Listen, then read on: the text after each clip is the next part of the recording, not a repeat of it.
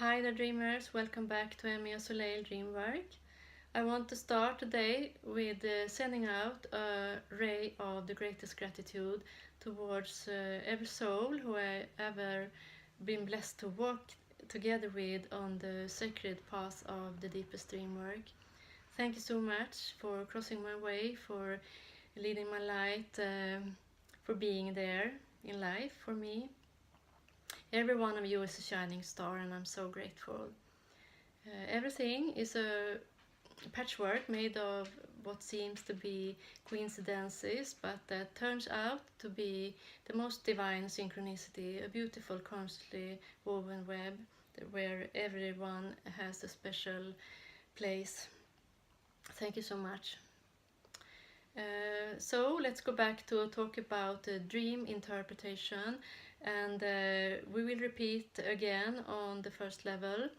And I know it requires some consistent discipline to work that way, but it pays off as it provides a perfect foundation for further work. So I will show you a dream of mine. It goes like this. I am walking from north towards south, and with the power of my will I draw off the outer layer, which I in my dream think about as skin, from the earth. I look behind me and I see that the pull stretch is very long, and therefore I understand that there are other women in the process too, even if I can't see them. And I feel very lonely in this process. It has been a long work in loneliness. Now finally comes a day when we will all see the newborn revelation of Mother Earth. When waking up from this dream, I felt so blessed since it really touched the core of my deep love for Mother Earth. I consider it as a big dream on the third level, and of course also it touched the second level, since the understanding of not being so alone in doing serious inner work was an experience from real life. But if only looking at the dream from the second and third levels, it's like building a house without solid foundation. So let's take the dream through an interpretation on level 1 and see what we can find there.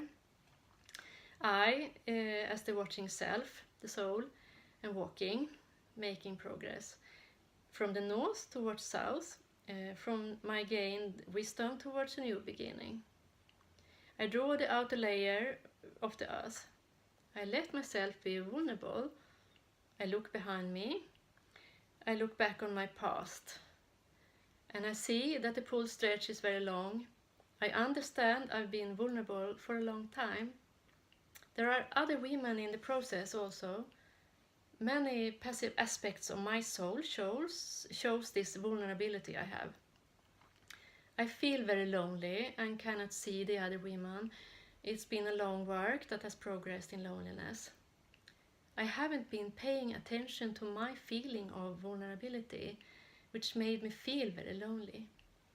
Now comes the day when we will see the newborn revelation of Mother Earth.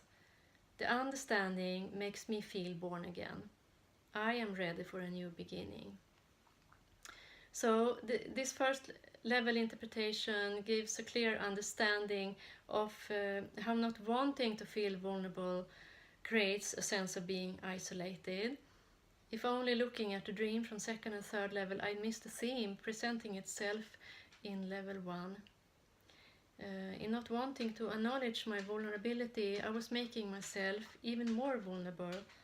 It was the understanding of this that opened up for the new beginning.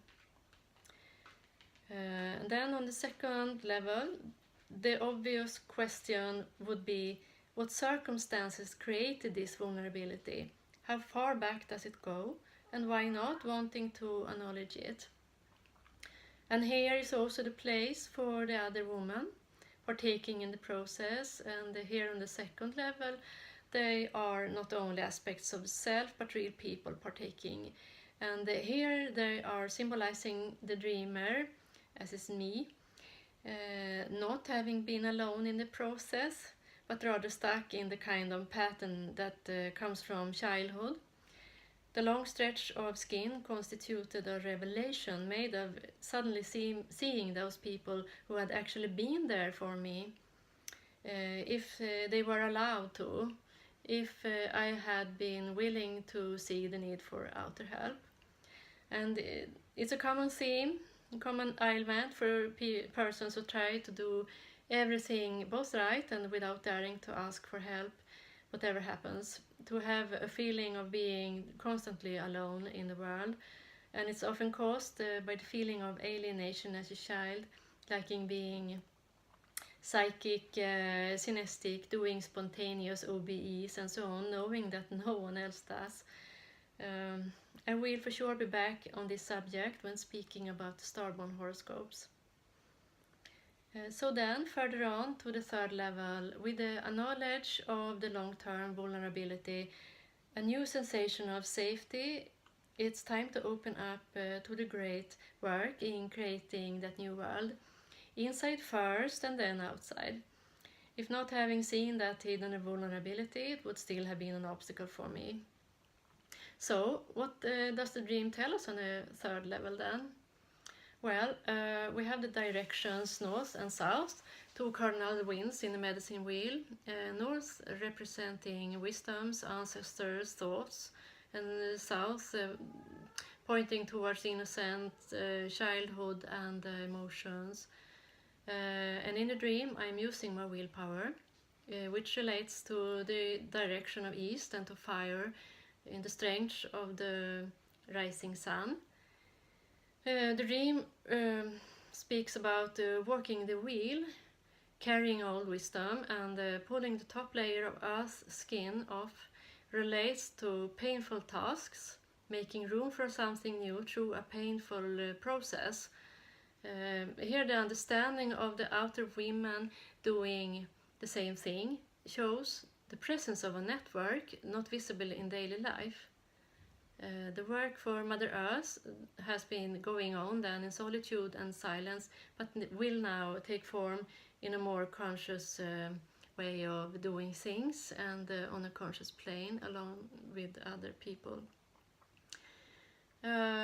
So, interpreting on the third level means tapping into mythologies also, and folklore and fairy tales, and that's for a very good reason, because those things are like a red thread worldwide around in all the cultures, and it's showing the need of archetypal symbols, sense moral, and because they are timeless, they are also role models. And since almost every dream or situation in life can be actually seen in a saga or a myth, and they are timeless, and symbols are present everywhere, and that gives a further understanding to dreams and situations than what's already had been done in the first and second level, where the light of the self and the self in relations to the environment have been given attention. So the reality today is, as I have already said, quite harsh, and it's not easy to stay balanced. And the fact that the world in many ways lacks basic values doesn't make it easier. The fact Therefore we shall be very grateful for our myths and our sagas and folklore, bringing a timeless truth forward between the lines of what we call reality. We can see it in movies, read it in books, hear it in music, and watch it in nature itself. So also this great thanks that I want to say goes out to all the cantadoras, the keepers of the stories, the writers, the painters, and the musicians who find their muse. And by extension, we can easily connect to our subconscious, to the Akashic records, the common field or web that keeps the sum and wisdom of everything ever said and done. Without the keepers of the old stories, we would for sure go astray in a messy hodgepodge of the elusive world.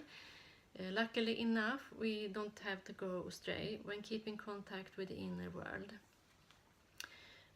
We are able to communicate with the subconscious and connect to the web of ageless wisdom. And we have a perfect, beautiful toolbox for true soul work. Thank you so much for listening today, and stay tuned. Much love to all of you, and I wish you a wonderful weekend. Bye bye.